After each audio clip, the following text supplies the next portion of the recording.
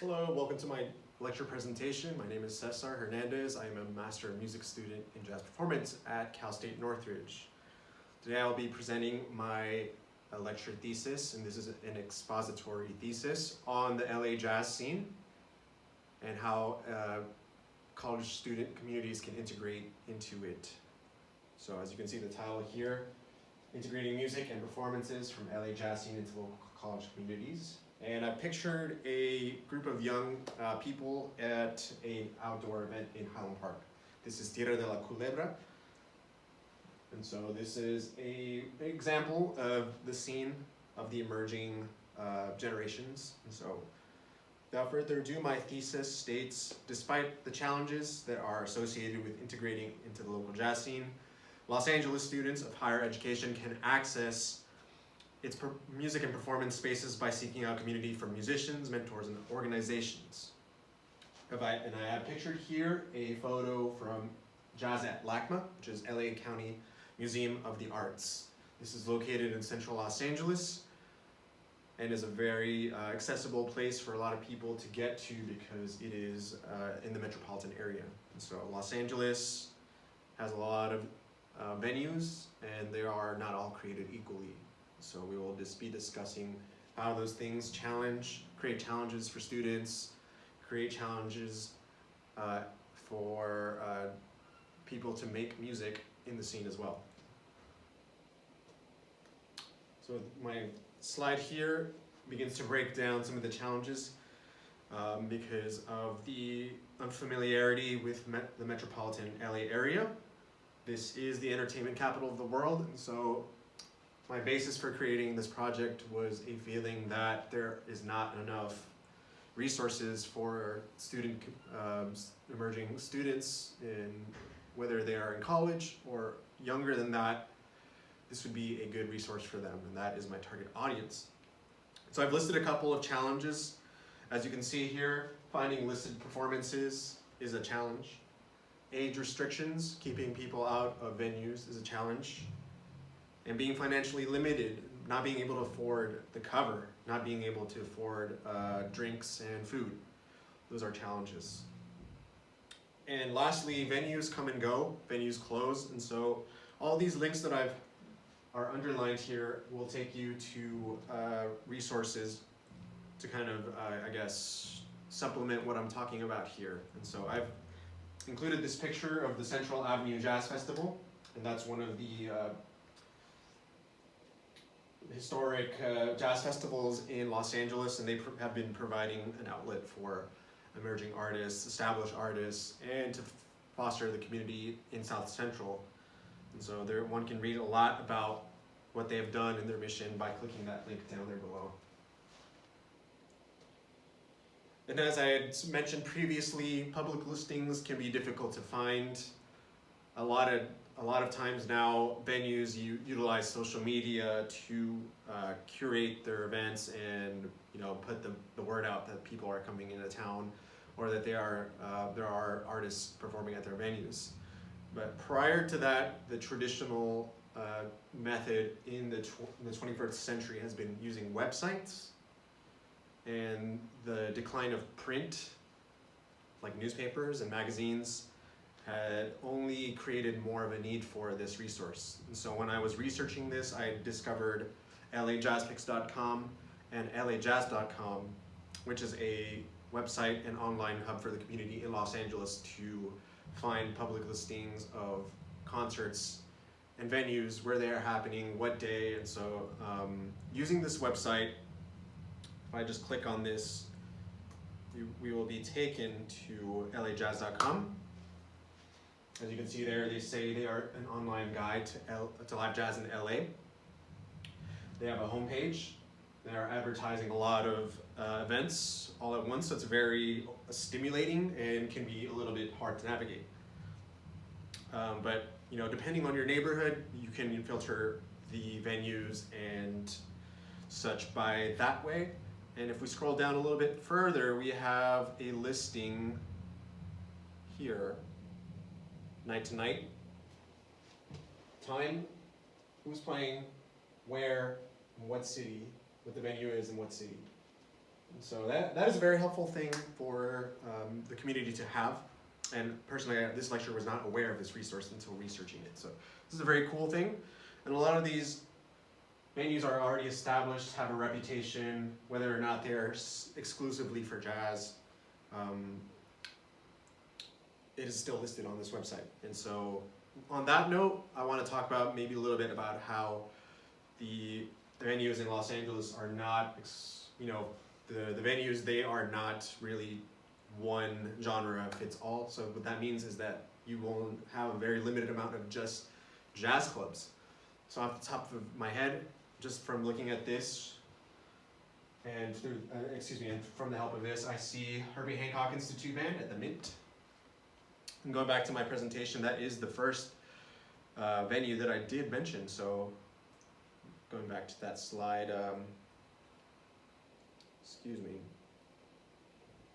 you see that I did mention the Mint, Jazz at the Mint. They've had a jam session there on Sundays, hosted by Kevin Canner. He's a drummer, LA-based drummer. And then we have the World Stage, created by jazz drummer Billy Higgins. And so we have the Lighthouse Cafe in Hermosa Beach. We have the Baked Potato in Studio City. So these are all very historic. They have a lot of information on it. You can click these links to go to the websites and find out more. So these are established venues, and they are already integrated into the community. But a lot of times, some of these venues have bars, and so will be restricting a certain crowd of people who are not 21 yet, who are not able to go in. And so in light of this, we do have alternatives. We do have a place such as the World Stage, which does have, the community can access for workshops, for other events, and they are not always limited to the 21 plus crowd.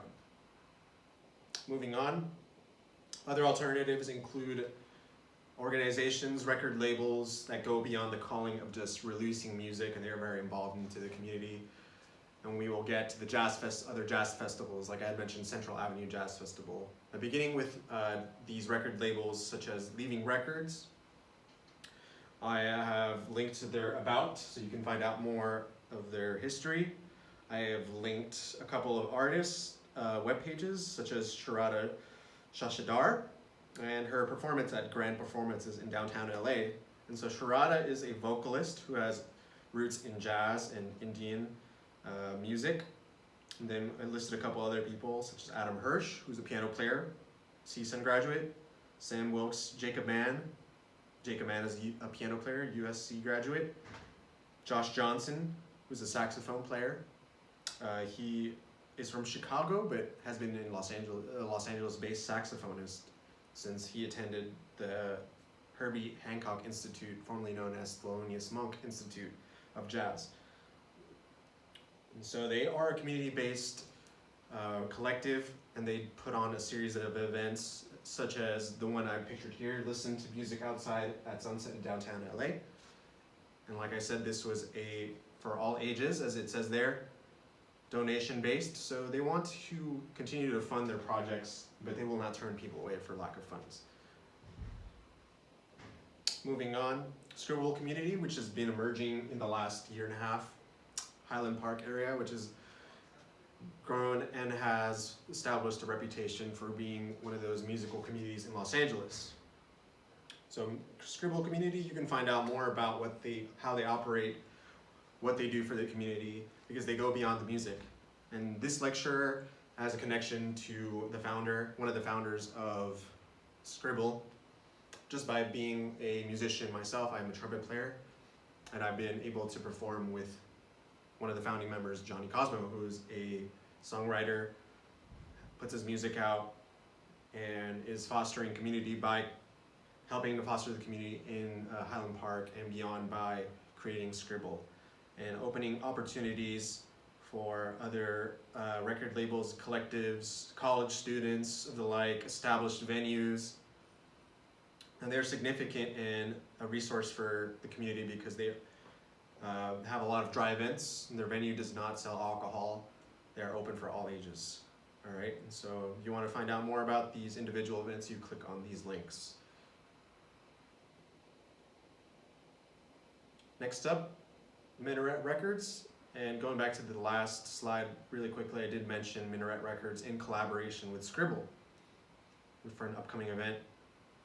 And in another connection to Scribble, Minaret Records, as beyond their their output as a record label, they do curate a lot of events across town, including their Winter Jazz Festival, which last year, one of the nights took place at Scribble.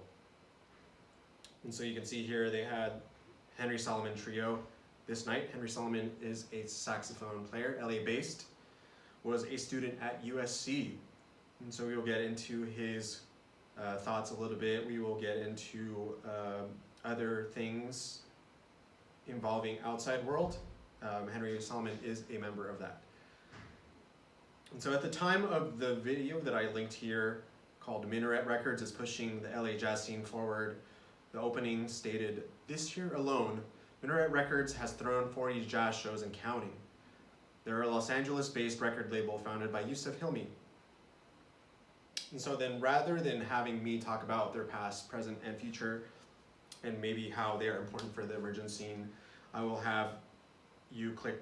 play a little bit of this excerpt from an interview with Outside World when they released their album earlier last year. And so Outside World, once again, is a duo featuring the music of saxophonist Henry Solomon and bassist Logan Kane. Clicking on this website takes us to it's like the trajectory of Minaret. Interview, so listen a little bit here. Birdie told me that there's actually also going to be a compositions book. You guys are releasing this album with LA Jazz label Minaret. Can you describe how you came in contact with Minaret first and what Minaret means to you? Right. I mean, so we played the very first ever Minaret show. What year was that? 2000. Yeah, 2020.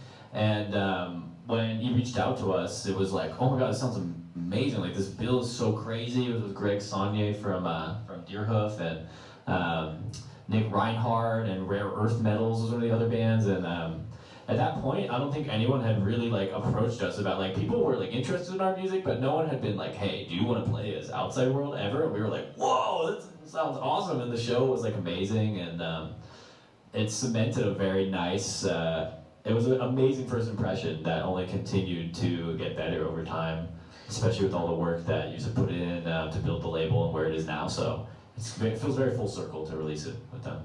Yeah. So just to pause there really quick, I do like what Logan Kane had to mention here about founder Yusef Hilmi and how he is very tapped into the community in Los Angeles. And now Henry Solomon will speak on their collaboration with Yusef and when they met, and how Yusef just has this very, very, very kind and giving spirit, and really makes everything about the community with this record label.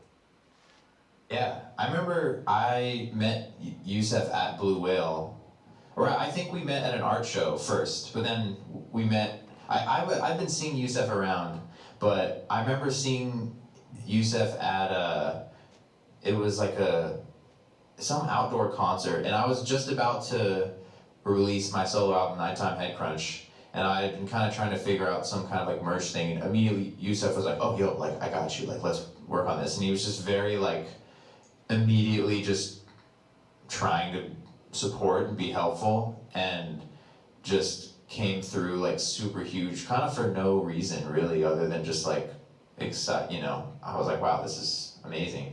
And then also Minaret in general just feels like it is a really cool, very like time, it's like arriving like on time, because there was the pandemic, and then a lot of these venues closed, and like Yusef kind of just stepped in this role of like providing a solution to the people's need for live music and live concerts, especially with like younger musicians and a lot of the amazing younger music that's happening here. And so it's definitely just like an honor to get to be a part of that, and like I really just believe in the mission and just like the trajectory of Minaret, and very excited that we get to be a part of. Just I really feel like it's going to be something that people look back on and like, oh yeah, that was like a time and place for music in this day and age. We both have songs on the Minaret compilation.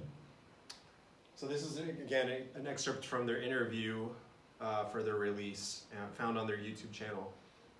And so I did link the other video, which is not a production, which was not produced by Minaret, but is important because you get to hear from Yusuf Hilmi himself at one of their shows in 2024, speaking of the creation of the record label, speaking of their impact for the community, and working with those college students.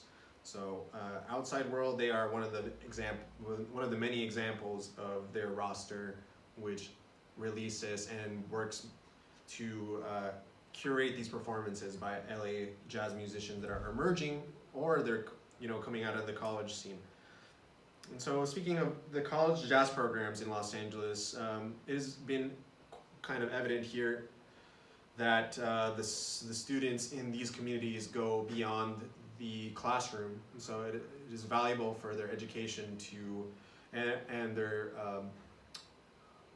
their transformation into professionals to explore other avenues. So, we have so many major programs in Los Angeles, whether they're community college, undergraduate or graduate programs, and so there's a lot of students, there's a lot of music, there's a lot of potential for community. And so in creating this presentation, once again, it is very imperative to unite these communities to create resources for the communities as time goes forward, beyond the years of the pandemic, which shut down a lot of things, beyond just the music that is put out, and beyond the talent that comes in here to Los Angeles from around the world. We really need to create a platform for college student communities. And so in this section of my project, I will talk about those things and how students have created avenues, utilized other resources such as jazz festivals and competitions to create a platform for themselves and to become representatives for their jazz programs here. So the first two that I mentioned, just because they're Cal States, they are Cal State Long Beach. And if you want to find out more about their program and the requirements there, Cal State Northridge, same here.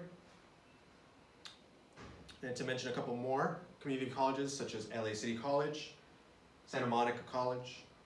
And then we have private schools and conservatories such as University of Southern California, USC for short. They have a great program there with a lot of talent coming out of there continuously. California Institute for the Arts, otherwise known as CalArts.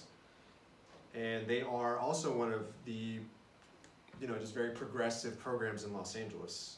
And last but not least, Herbie Hancock Institute of Jazz at UCLA, which I had mentioned previously in this presentation. So a lot of their students are very, very talented. And so the students at the community college level recognize these outstanding students and emerging artists and aspire to be like them. So that is why it is important for the communities to be integrated to each other, and that for those spaces within the programs to have that community feeling. And so this lecturer has a lot of experience with the Cal State Northridge community, and so it has been a very fortunate resource. I've been very fortunate to have this resource to collaborate with other musicians around me. So moving forward, I have these jazz festivals that I mentioned, beginning with Angel City Jazz Festival. And on their website, they say that their mission is a music presenting nonprofit organization committed to cultivating and revitalizing jazz culture in Los Angeles. And so since they have been around for a while with this particular mission, they also created the Young Artists Competition and this jazz festival to go hand in hand. And so just like Minaret, this festival is multiple days long, at multiple locations. LACMA, just to name one, like I mentioned on that first slide. And at their Young Artists Competition, the winner of that gets to perform at the Angel City Jazz Festival. So as you can see, there are rules, but they're very simple. They have to be age 16 to 24. So a lot of those are in their college years. Past winners include combos from USC, from CSUN, and UCLA. This lecturer was able to participate in this competition in 2019 with a combo from CSUN. Moving on, it is worth mentioning LA Jazz Society because of the competition and the award ceremony that they hold every year. As of the last few years, they have had the Jeff Clayton Memorial New Note Award. And so Jeff Clayton was a saxophone player, brother of famous bassist and educator John Clayton of the Clayton Hamilton Orchestra. So since John Clayton is the chair of the LA Jazz Society at this time, he created this award in memoriam of his brother. And so the rules and whatnot you can find at this site. But just to break it down and make it very brief, they want to commission a emerging artist to write 45 minutes of music with Jeff Clayton's legacy in mind. So this link right here and this picture shows that USC student Nicole McCabe, who is a jazz saxophonist, won in 2022, and that is directly representing the student college community in Los Angeles. And like I had mentioned, they have a Jazz Tribute Award, which honors jazz masters in collaboration with NEA Jazz Masters. And so if you want to find out more about that, you click on this. The reason I included it in this presentation was because they are integrated into the college community, and in this particular event last year, they had one of the CSUN combos perform and open for the event. So moving forward, I wanted to bring back Logan Kane because he was a combo mentor at CSUN this semester, and I was very fortunate to be in his combo. But not only that, to pick his brain on a lot of things, and in this interview, I get to ask him a lot about his experiences from when he was a student at USC, and also his advice for upcoming jazz musicians in college and how they can get out there, put themselves out there, which a lot of times, once again, is very intimidating and difficult for students to do. So, you know, I have a recording of our interview, and I have a transcript which you can click on there, see it in full, but I chose the very significant quotes to include in this presentation. Starting with his experience at USC, he says, "I just think going to music school in general anywhere is great because you do meet that network of people that you will work with your whole life." And so he goes on to say that the environment at school is like a pressure cooker. So you really get to see everyone at their best, and you get to collaborate with them, and that these opportunities take you beyond your years in college. And so he will talk about that in this interview. Moving forward, he gives advice for connecting to the LA scene. He said, "I think making yourself available and putting your music out there is a really good way to get into the community. So whether that's through social media, posting videos, offering to help out with people's work. In my case, I am a trumpet player, so he said, in my situation, if I would be down to rehearse for somebody or offering my service in a way that's not expecting money and is very humble. So that way you get to really just make your presence felt and known, and that you are welcoming, and that you are seeking out opportunities from people that are either already established or you have something to learn from them." And so connected to that were his thoughts on moving to LA. And that was a big motivation for him, which was the scene in Los Angeles. And so he talks about Nowhere. He talks about Louis Cole and Genevieve Artadi, who are in Nowhere. Louis Cole, the drummer, Genevieve Artadi being a vocalist. And they are both from the LA area. They are both based in Los Angeles, and were connected to the college scene when they were younger. And so he says, "I never thought I would actually get to be such a part of it. I just, it was a goal I had set.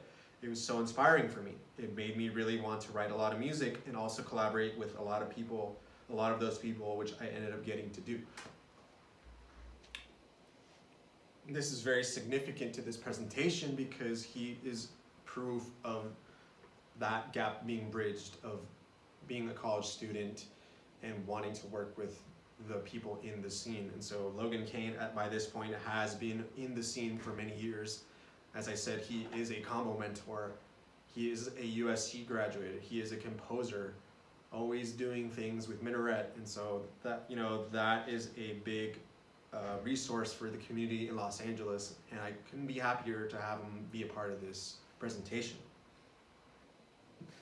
So that being said, I think I've made my point clear in how evident it is that we need resources, we need mentors, we need organizations that are champions for the younger community college students and younger.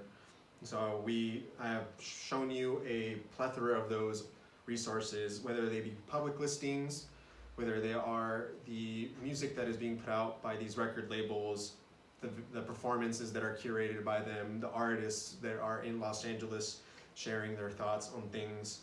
And so that being said, in conclusion, the community is significant for those performance venues, the music created by established and emerging artists. So the access to live music is an invaluable resource for college jazz students and the community that it aids for propelling students forward toward their professional careers. So these are my closing thoughts. Any questions or comments, you can feel free to contact me at the email listed here. And lastly, I would like to spend maybe a couple seconds here talking about the pieces that I selected to perform for this presentation. And so I did mention a couple of these artists already: Josh Johnson, saxophonist; Lewis Cole, drummer. And the last two that I did mention were college students who composed these pieces, including yours truly. And then the other two artists that I did not mention, but are affiliated with Los Angeles, whether they have a background in being students here during their college years or based out of Los Angeles: Ben Wendell, saxophonist, and Moonchild, which is a neo-soul jazz group. And they all met while they were at USC. So that is why I chose these pieces. It was very fun to perform them and to perform them with college students, arrange them with this project in mind. And that will conclude my project. I thank you so much for your time. I thank you so much for entertaining my thoughts on this topic. And so with that being said, that is all.